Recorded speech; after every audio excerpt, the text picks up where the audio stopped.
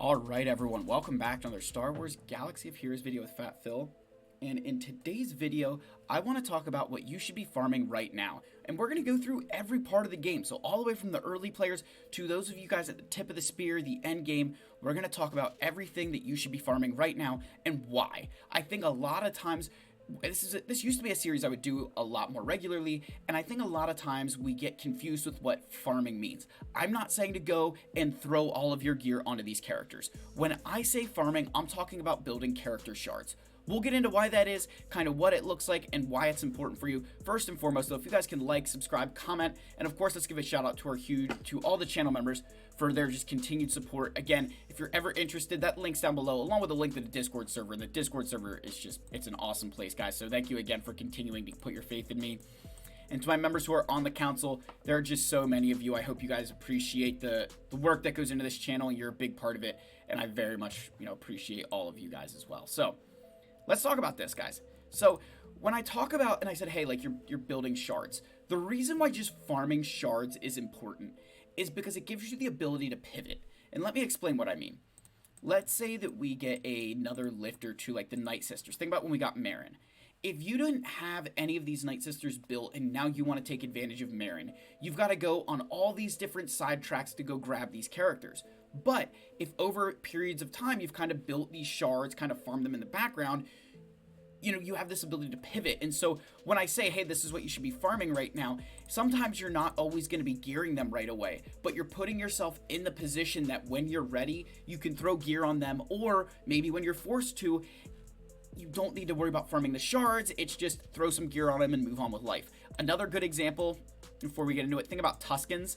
So like I have Tusken Chieftain already 7-star. Now I haven't touched Tusken Warrior because she's in the Cantina, but if something were to drop where we would need these Tuskens at 7-star, different relics, I have the ability to pivot to Tusken Warrior right away, that I don't need to start from scratch with Tusken Chieftain. So again, this list is about right now in the game, what you should be farming. So if you're at any point in the game, just remember, you need to stick to your guide.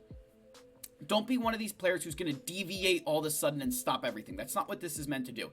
This is meant to give you a couple of things that you can start farming to get ahead and plan for the next big thing. It's kind of broken up based on your GP. So even those of you at the end game, there's some tidbits of advice in here for you too, so make sure you stick around.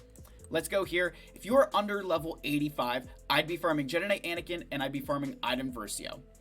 Now, you may be laughing and thinking, Phil, like that's nonsense. Why would I be farming these two characters? It has to do with their ability, and in particular on Jedi Knight Anakin, his basic where he can apply healing immunity. The reason healing immunity is so important is that early on, you're going up against Kylo Ren Unmasked, Cal Kestis, these Phoenix teams where they're going to be recovering a lot of health and some protection up when you're damaging them. And so by inflicting healing immunity, you're putting a stop to that. So Jedi Knight Anakin, really important in the early game. And I showed you guys that in my free-to-play account update where I use Anakin as part of my Phoenix team just for the healing immunity to get through those nodes. Iden Versio does that for the Imperial Troopers, where on her push forward ability here, and this has a very short cooldown, a cooldown of 2, which is really nice. She can inflict healing immunity and stun. Now again, it's all dependent on your potency and stuff, but if you're playing on a Galactic War node where there's no such thing as timing out, you can just set this on auto and eventually you'll land that healing immunity and get that kill. So I do want to make sure that those two characters are on here. Now another big reason why Iden's on here at this under 85 is because she shares a node with a Vulture droid. And the Vulture droid does not have a pilot. So because it's a crewless ship, you're able to put resources into something that doesn't require a pilot, which means you can put them into something else. And so I very much think the Vulture droid is one of the best early game ships because of not having a pilot, and it's highly accessible being on Iden's node, who is a great character herself. So under level 85, guys, these two characters so important. And again, you're building the foundation that later on down the road, they're also going to be really good between their ships, their uses in different teams, both in Grand Arena, Territory Wars, think about your TB, and even Conquest. So very, very good. Now, as you're progressing further in the game and you're in that early stages, you want to think about this Commander Luke Skywalker team. This is one of the most important teams in the game. I push this team so much. Now, I always would say that this is a team that you want to have this team ready by the time that your bounty hunters are capable of beating the Chewbacca event. That the latest you want to be able to get your Commander Luke Skywalker is, hey, my bounty hunters are good enough to get Chewbacca. I'm going to have, Commander Luke and Han Solo, and 3PO and Chewie's a little bit harder because he's a later stage node. He's a hard node, but even if you just unlock him, right, it could be worth it. But you want to have this team ready for when you unlock, by the time you unlock Chewbacca in the early game. So I didn't put a GP threshold here because it's really dependent on when your bounty hunters truly are ready. But this team just is so good. And especially, I think, early on, a lot of players will struggle to beat it because there's a lot of damage here. There's some hard mechanics that if you don't understand kill order, it can really ruin you. So very, very good team right here. So again, yeah, like once your bounty hunters are ready, probably in this, $1.5 million range, 2 million range, start getting them. Now, as you're approaching 4 million galactic power, I know that's a big jump, but again, I don't want you to just constantly be doing these things on the side because it can take a little bit to farm these things because it's all in the background. So it's not something that you're doing every single day. You're kind of just, okay, I'm going to do this in the background. Like it's not in the forefront of your mind. But as you're approaching 4 million, get Starkiller and start thinking about when to get him because you want him for proving ground. So as you're approaching that number, getting close to hard mode conquest, I would put yourself in a position to get Starkiller. Whether that means that you've already got Mara Jade and now we're going to start working on Dash and Darth Talon and Kyle. Like, we want to be working on that team. We want to get them up and running because for Proving Grounds, Conquest, GAC, even in Territory Wars, it's a very good team. And Starkiller, even though his Omicrons are really, it's GAC, even outside of it, he still has some very good uses. While he's not quite on the same level, the Omicron for Juhani and Mara Jade make that team really, really good. But I'd even say that without those things, you can still get a lot of good use out of your Starkiller if you know what you're doing. Just very, very solid character there. Now you're approaching this 5 to 6 million range. We want to start prepping for Grand Inquisitor, and in particular, your second sister, because she's the pilot of the TIE Interceptor. Inquisitors are one of the most important factions, and I know a lot of you are sitting here thinking, Phil, like that's so soon, like why would I do that? Again, you're prepping. You're not necessarily applying the gear yet, but you're prepping for these guys, because I'll tell you what, these characters are the difference makers in rosters now. Characters like Grand Inquisitor, the Inquisitors, like as a whole, that faction is a difference maker in your account. And this is especially kind of true as you get higher up in the game, your need for these guys goes up. So I very much think this is the range when you really need to start, like by the time you're 6 million, maybe we start to gear, but 5 million, let's start prepping for these guys because we're going to need them. And so we're going to pause here for a second on characters. I'm going to flip over to the fleets. So I kind of have these ships right here in the order that I think, and maybe it's easier to view them this way because they're in a line. But these ships right here are kind of in the order of, hey, these are things that you could be farming on the side here. So if you're going for Executor, you're going to build some of those Empire ships, which means you want the Emperor's Shuttle and TIE Defender, right? Emperor's Shuttle piloted by Royal Guard and Palpatine with TIE Defender piloted by Iden Versio. Those two ships are fantastic. They completely lift the Empire fleets and make them significantly better. I call them fleet finishers. They make the fleet so much better. They take it to a level that otherwise, without them, it's just an okay fleet.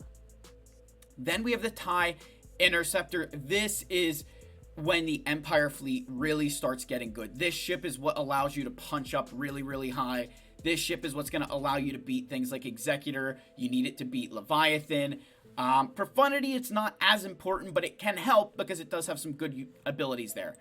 But that's where the Scythe comes in. The Scythe is the way that we beat Profundity. It's a big part of beating Leviathan. The other thing that by getting the Scythe, your TIE Interceptor, these different ships, it allows you to build two unique Empire fleets, as I always talk about them, right? Having those Empire fleets, being able to split these guys up to counter Executor and Profundity or go take down the Leviathan with them. It's just so, so important. And so I kind of have this in your mid-game range that you're in that middle stage and you're looking for a few other things to add on. Start thinking about these guys.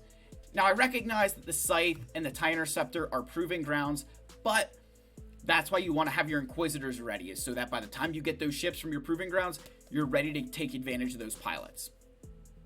Then out here, you've got the TIE Echelon, the Star Fortress, and the Comeuppance. So for a lot of you, I think you'd know, you bought the light speed bundles for Kylo, you bought them for Rey. Make sure you're going back around and grabbing this ship and the Comeuppance now when it goes farmable. You're going to want all of those things. Without those ships, the First Order and Resistance fleets are just not on the level that they need to be. So it's very important in this mid-game especially that you start rounding out your fleets. Because by the time that you hit that later stage of the game, by the time that you're transitioning from that mid-game to the later part of the game, I'm saying game a lot. By the time you're transitioning your account from that point, you really want to have good fleets because you're getting into Grand Arena where you may need to put 3 fleets on offense, 3 fleets on defense, and you need stuff like this to be able to make that happen and not just completely bleed banners. So in the mid game, right, this is what we're working for, and that's kind of why those Inquisitors were there to jumpstart this, that before then maybe we think about doing these guys, right? And that's where maybe you fit them in, like in between these guys and these guys, start thinking about those ships. But definitely by the time we're here, we need those Inquisitor ships to get up and running soon. 7 to 8 million galactic power is when we need to start planning for either Dr. Aphra or Jedi Knight Cal Kestis. And I know all of you are sitting here thinking, Phil, you're 10 million and you don't have either of these. Remember, the game has progressed past a certain point that when I was 7 or 8 million galactic power, I mean, I don't know if Aphra was in the game yet, but Cal definitely wasn't. So because of that, as the game moves on and new things get released, it pushes these farms kind of sooner because they don't take quite as much as a Galactic Legend farm. They're really good characters, but for these two in particular, it's the role they play in Rise of the Empire territory battles. Dr. Aphra much more so from a combat mission perspective, where if your guild is able to have a bunch of Dr. Aphras and the characters required with her, you can get a lot more combat mission waves done. And you think, if your guild gets an extra 50 million GP, I mean, not 50 million, maybe it's a bad example, but your guild gets a couple extra million GP every single phase from completed missions, that can make a big difference later on down the road and get you some additional stars. And then obviously Jedi Knight Cal Kestis, the Zepho mission is crazy good. Or getting Braca mission and then down onto Zepho. My guild was able to get there and we got a crazy amount of extra Kyra tech. The Get 3 was nice. The additional star, like we got a ton of resources from that. It was really, really good. Well worth our investment to get there. And that's just going to continue to pay out. So the sooner your guild can do that by getting Cal, the better. At 9 million galactic power, I would get grinding on the characters for Bo-Katan. So if you're in this 9 million range, I would honestly tell you to start grinding for Bo-Katan Mandalore. Doesn't mean that you're trying to gear her characters. Just start farming them. Start getting these guys in the background. Maybe you look at it and say, I'm going to get Keller and Beck first because he's the one that's going to help my, Jedi the most. And maybe I'll get Paz Vizsla and start working on my Grogu. Like, you just do these guys one at a time. It doesn't mean that you're going crazy and doing everything all at once and you're stopping your GL farms. It just means that you're beginning that journey, right? It just means that you're getting that grind going. You want to put yourself in a position to get Bo-Katan Mandalore sooner rather than later. And I understand there's a lot of, myself included, a lot of us feel like this character's kind of being shoved down our throats that, where's Cal Kestis when Bo-Katan's been back twice now? Like, it's definitely a bit tilted in her favor, but I think you will thank me later if you get grinding on this character earlier, because as someone who didn't go back and do that for Aphra, I'm missing out big time, and I don't want you to do that same mistake with Bo-Katan. 10 million and above, get ready to start using the STAP for whatever new game mode is coming. Now, all of you could say, oh yeah, I need to do that, but with the STAP, it's a little bit harder because we don't actually know what it's going to be needed for yet. It's rumored for something, but we have no idea. So when you're in this 10 million and above range, you're at that point where you probably have the vast majority of characters farmed up. So it's not a big deal for you to go farm this thing, potentially throwing some resources at it. Now, I personally don't think this Omicron is going to be worth it. I think that far too much of this kit is reliant on target lock.